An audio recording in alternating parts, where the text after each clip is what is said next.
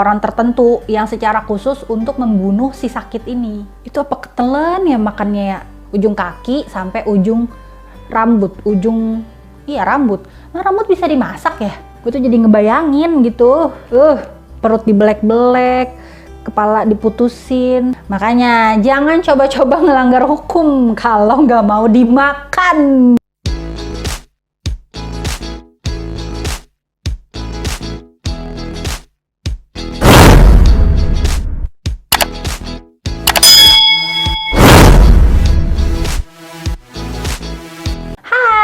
Assalamualaikum warahmatullahi wabarakatuh. Gimana kabarnya teman-teman hari ini? Semoga kita semua selalu dalam keadaan sehat ya. Oke, di video kali ini aku akan bawakan tentang sejarah kanibalisme yang ada di Indonesia. Kalian ada yang tahu nggak kalau di Indonesia ini masih ada loh beberapa daerah yang masih menganut paham kanibalisme. Dan sebetulnya kanibalisme ini udah ada sejak lama di Indonesia. Penasaran kan kalian pastinya pengen tahu lebih banyak lagi tentang kanibalisme ini? Ya sama, aku juga. Si Yuli nih, si manusia kepo dan haus pengetahuan ini juga pengen tahu banget sama kayak kalian. Nah, makanya aku pengen berbagi juga nih sama kalian tentang cerita ini. Sekaligus biar nambah pengetahuan kita lagi ya tentang ragam yang ada di Indonesia. Yaudah, kalau kalian juga sama-sama penasaran juga nih sama sejarah kanibalisme di Indonesia ini, tonton video ini sampai habis ya. Jangan di skip loh, biar wawasan kalian juga makin tambah luas kayak aku. Tapi sebelumnya aku mau ingetin dulu nih, jangan lupa diklik tombol like-nya, kemudian di subscribe, dan di share ke seluruh sosial media yang kalian punya. Dan satu lagi, jangan lupa juga untuk klik tombol loncengnya, supaya kalau aku ada upload video terbaru, kamu bisa jadi orang pertama yang nonton video aku.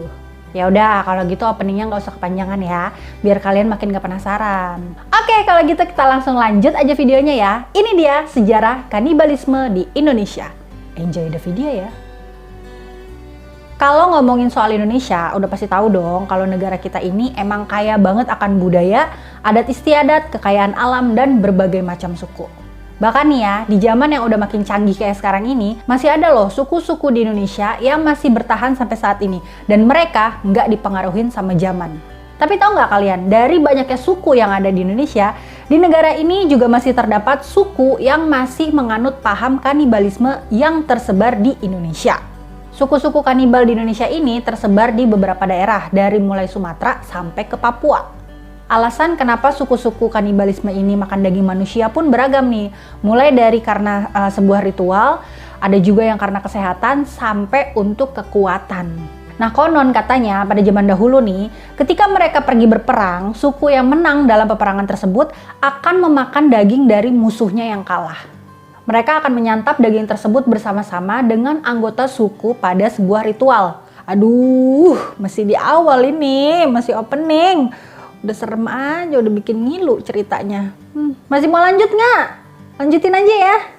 Kanibalisme di Nusantara pertama dituturkan oleh Marco Polo. Dia ini adalah seorang penjelajah asal Venesia, Italia. Jadi dulu nih ya, ceritanya nih pada tahun 1292, Marco Polo ini tuh menyusuri pesisir Sumatera nih.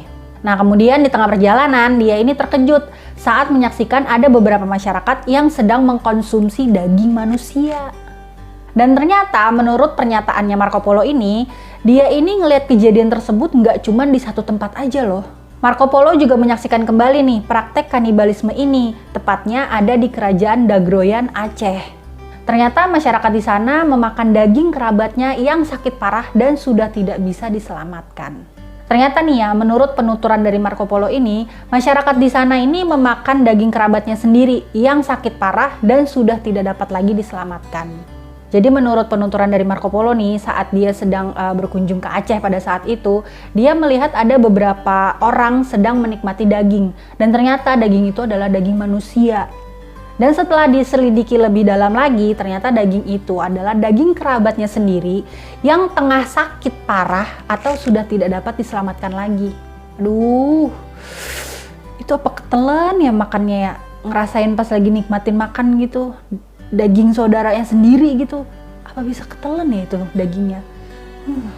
Nah, menurut penjelasan dari Marco Polo nih terkait kanibalisme yang dia lihat ini, katanya ketika salah satu kerabat dari mereka nih jatuh sakit, mereka akan memanggil penyihir untuk datang dan mencari tahu nih apakah si sakit ini bisa sembuh atau enggak. Kalau penyihir itu berkata si sakit ini akan mati, maka kerabat si sakit ini nanti akan memanggil orang lagi nih, orang tertentu yang secara khusus untuk membunuh si sakit ini. Nah, ketika si sakit ini sudah mati, saudara-saudaranya ini mereka akan memasak daging dari kerabatnya yang udah mati tadi tuh, yang tadi sakit itu. Kemudian para kerabat lainnya juga nanti akan ikut berkumpul dan menyantap seluruh badan orang itu. Jadi gini ya, kalau kalian masih bingung, aku jelasin lagi nih. Aku lebih ringkas lagi nih ceritanya. Jadi kalau menurut penuturan dari si Marco Polo, kenapa mereka ini memakan daging dari kerabatnya sendiri nih, yang kerabat yang telah sakit.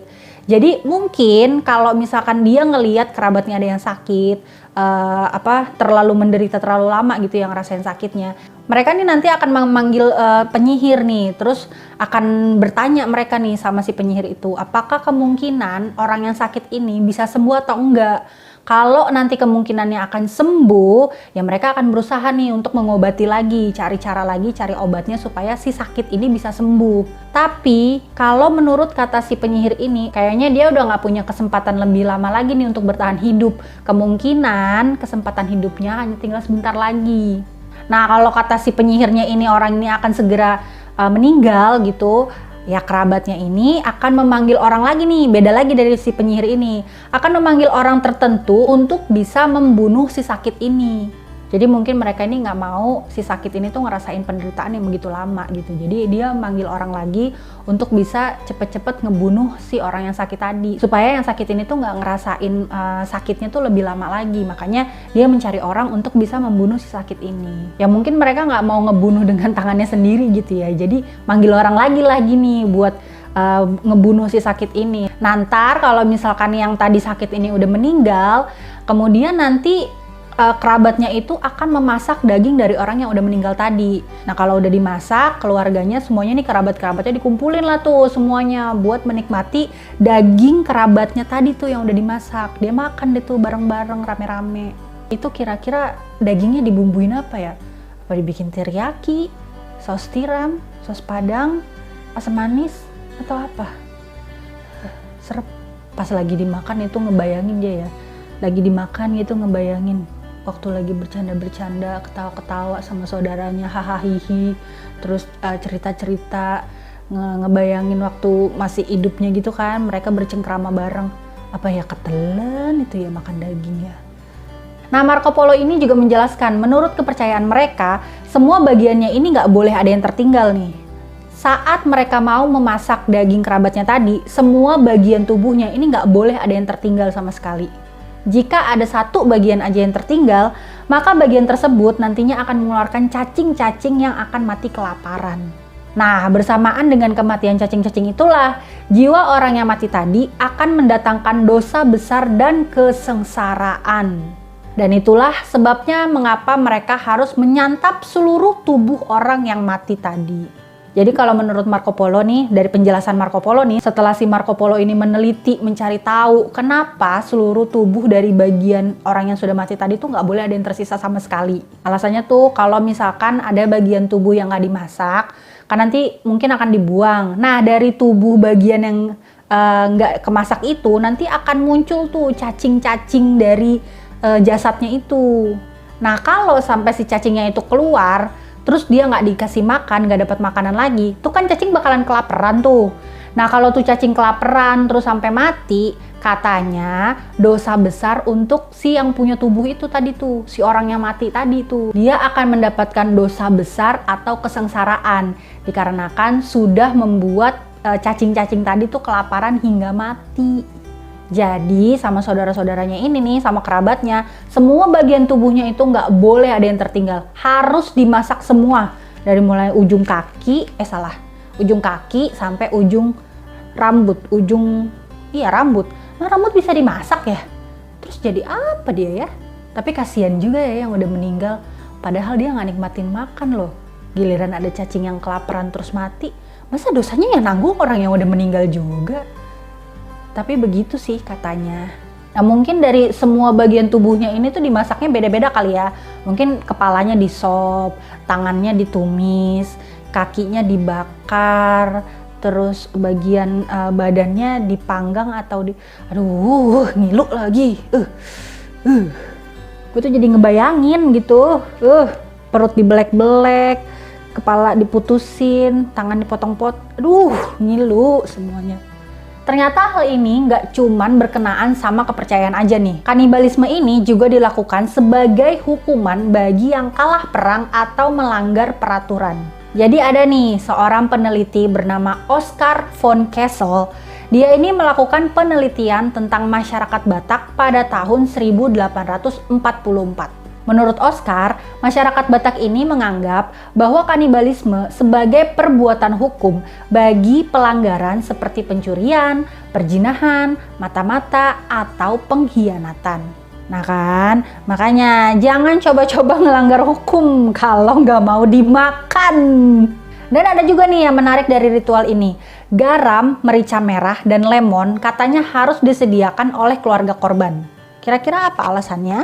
Jadi katanya bahan-bahan tadi tuh garam, merica merah, sama lemon harus disediakan sama anggota keluarga dari korban nih sebagai tanda kalau si keluarga korban ini akan menerima keputusan hukuman itu dan tidak lagi memikirkan untuk membalas dendam.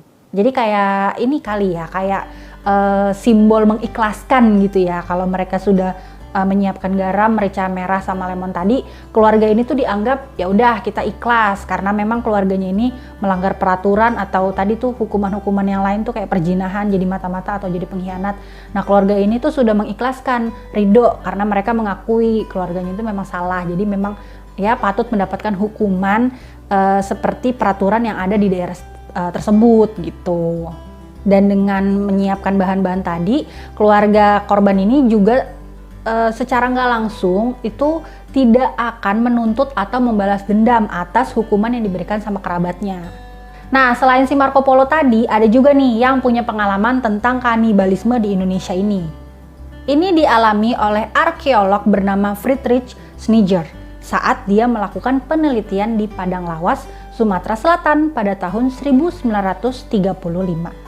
Friedrich ini menemukan peninggalan berupa sebuah candi yang dipercaya merupakan sisa-sisa kerajaan Poli di abad ke-12. Dan menurutnya juga ya, kerajaan ini berasal dari sebuah sekte yang sangat mengerikan bernama Sekte Bhairawa. Ya kalau udah ngomongin sekte itu kayaknya emang serem-serem gitu ya. Sekte itu ada-ada aja gitu kayaknya ajarannya yang emang kelihatannya tuh menyimpang, bukan kelihatan sih, banyak yang menyimpang gitu dan aneh-aneh gitu. Ada yang sampai harus membunuh, makan-makan daging manusia dan lain sebagainya. Tapi kok ada aja gitu yang percaya ya ajaran-ajaran kayak gitu. Susah emang kalau udah menyangkut sama iman gitu dan keyakinan. Katanya tuh sekte ini memuja dewa-dewa yang berwujud mengerikan atau mirip iblis.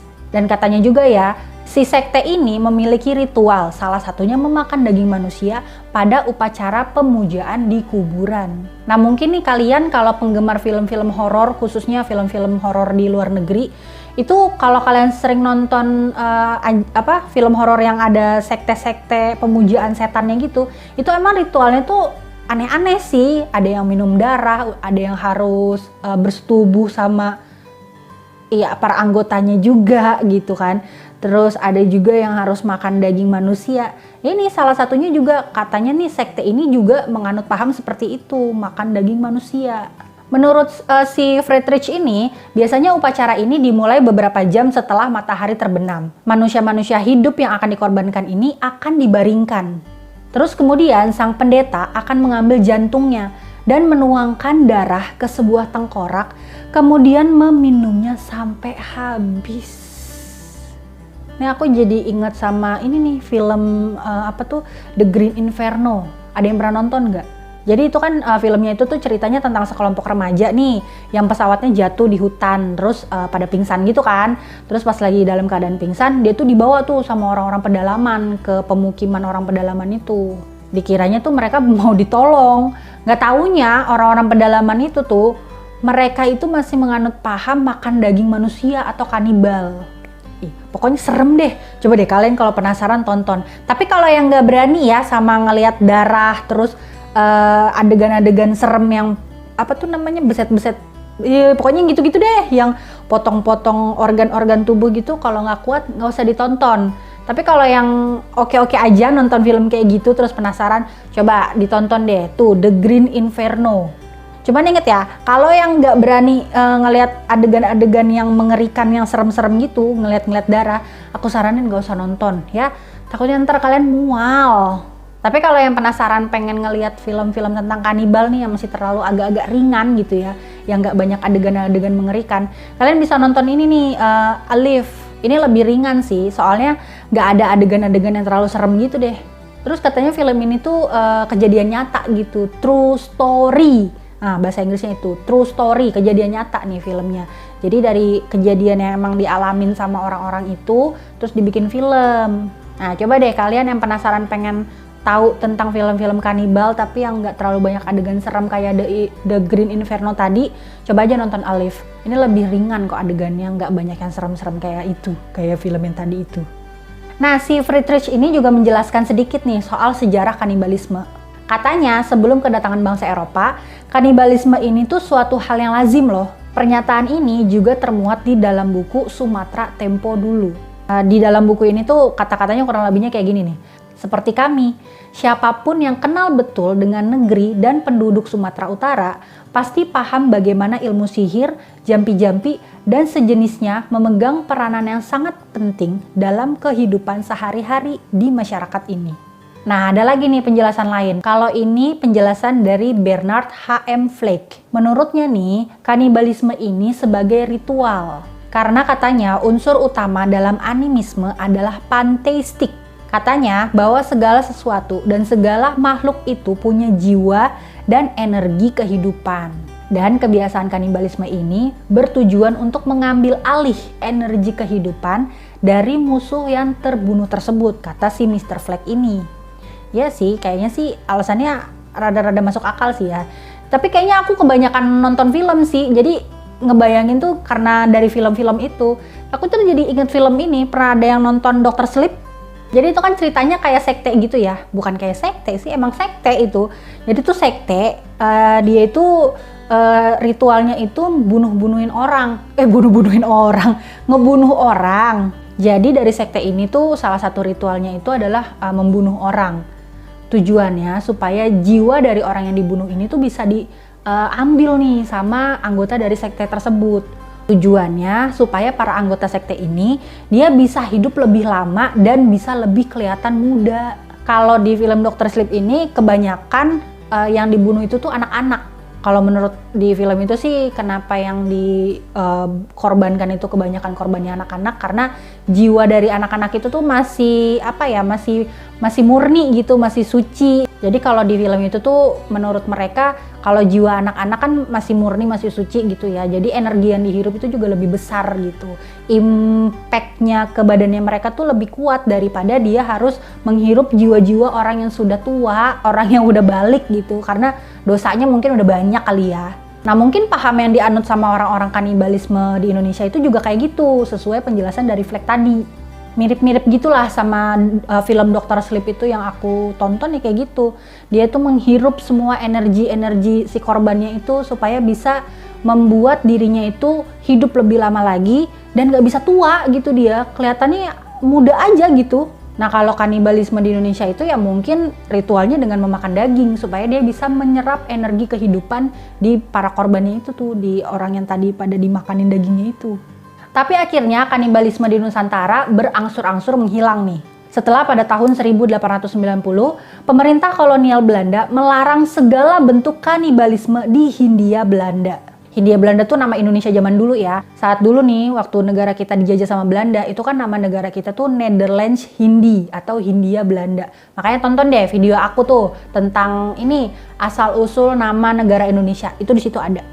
Tapi alhamdulillah juga ya, ternyata akhirnya nih berkat perintah dari Belanda, segala bentuk kanibalisme di Indonesia dihentikan, dihilangkan sama sekali. Udah nggak boleh sama mereka. Ya emang ada aja gitu ya kalau jalannya Tuhan. Mau lewat mana aja jalannya gitu. Kalau udah saatnya dihentikan ya udah. Mau lewat itu perintah Belanda lah, perintah Jepang atau perintah mana. Kalau emang kata Tuhan, stop semua bentuk kanibalisme. Ya udah. Nggak ada lagi, hilang itu, musnah. Coba kalau dulu Belanda nggak memerintahkan untuk semua bentuk kanibalisme masih ada. Ini mungkin sampai sekarang ya, ayam nggak laku kali ya. Dan belum tentu nih aku masih ada di sini nih bisa bikin video terus aku persembahkan untuk kalian semua. Kayak belum tentu deh. Terus mungkin ya populasi manusia udah bukan kayak sekarang, soalnya udah habis dimakanin. Tapi sebetulnya di Indonesia mungkin ya masih ada beberapa daerah di suku-suku tertentu yang masih menganut paham kanibalisme ini. Soalnya kan Indonesia tuh gede banget ya, terus banyak banget gitu terdapat suku-suku di pedalaman. Ya kan, we never know, kita nggak pernah tahu karena suku-suku pedalaman di Indonesia tuh masih banyak banget. Ya mungkin nggak terekspos sama media, sama siapapun gitu. Kita nggak pernah tahu kalau pas lagi kesasar tiba-tiba kita ada di pedalaman mana terus ketemu sama orang-orang yang masih menganut paham kanibalisme. Aduh, serem juga ya. Cuma ya mudah-mudahan udah nggak ada gitu ya, di Indonesia tuh udah bersih, udah nggak ada segala bentuk macam kanibalisme tuh udah nggak ada. Mudah-mudahan ya, walaupun di pedalaman, di mana gitu tetap aja udah nggak ada. Karena kan udah banyak juga ya masuk-masuk ajaran-ajaran agama gitu, dan mudah-mudahan itu bisa membentengi iman-iman kita gitu, supaya tidak menganut lagi tuh paham-paham kanibalisme kayak gitu. Oke, begitulah kira-kira cerita singkat tentang sejarah kanibalisme di Indonesia ya. Walaupun aku yakin sih masih ada nih pasti beberapa di wilayah pedalaman Indonesia nih yang menganut paham kanibalisme. Tapi pastinya udah nggak sebanyak kayak dulu ya. Ya mudah-mudahan aja nih, tapi berangsur-angsur nih hilang nih semuanya, semakin berkembang dan menyebarnya ajaran agama di Indonesia, makin hilang juga tuh paham-paham yang kayak gini. Terus nggak ada juga tuh sekte-sekte aliran sesat yang menganut paham yang aneh-aneh deh pokoknya, segala minum darah lah, segala berhubungan badan bukan yang sama mahram, terus makan daging manusia, makan daging-daging hewan yang dilarang, apalagi yang dilindungin. Itu mudah-mudahan nggak ada lah sekte-sekte kayak gituan di Indonesia. Tapi dulu pernah tuh di Indonesia tuh heboh banget tentang kasus kanibalisme. Masih ingat nggak tuh kasusnya si Sumanto? Si manusia kanibal tuh, pemakan daging manusia. Masih ingat nggak kalian tuh sama kasus itu? Gimana ya tuh kabarnya si Sumanto ya? Ya, tapi mudah-mudahan sudah tidak akan ada lagi lah ya Sumanto yang lain. Negara kita ini masih makmur kok, petaninya tuh masih banyak, masih bisa nanam padi, masih bisa nanam sayur, segala macam tuh masih banyak yang bisa ditanam. Jadi nggak usah aneh-aneh lah, segala makan daging orang. Kalau mau makan daging ya udah tinggal pergi ke pasar. Itu pasti di pasar tuh banyak tuh yang jual daging ayam, daging sapi, daging kambing. Udah makan daging itu aja. Oke, kalau gitu sampai di sini dulu video aku kali ini ya. Semoga informasi yang aku berikan ini bisa menambah pengetahuan kalian lagi tentang keberagaman yang ada di Indonesia. Kalau kalian suka sama video ini, jangan lupa diklik tombol like-nya, kemudian di-subscribe dan di-share ke seluruh sosial media yang kalian punya. Dan satu lagi, jangan lupa juga untuk klik tombol loncengnya, supaya kalau aku ada upload video terbaru, kamu bisa jadi orang pertama yang nonton video aku.